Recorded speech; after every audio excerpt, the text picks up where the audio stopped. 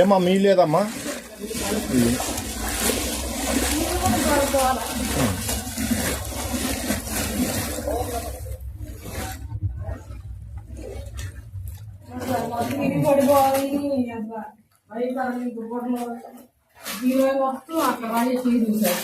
అయ్యో ఏం లేదు సార్. వంటగదిలో ఇప్పుడే చదువుకుంటున్నాం.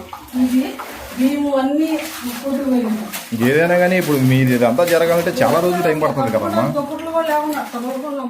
పైన డాబా పైన పడుకుంటున్నారా? పక్కన డాబా మీద వెళ్ళేది సార్. ఇవాళ ఏమైనా పాలు కానీ ఏమైనా వచ్చినాయండి మీకు?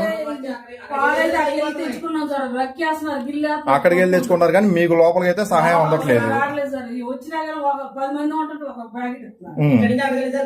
మీరు ఎంతమంది ఉన్నారమ్మా ఇంట్లో?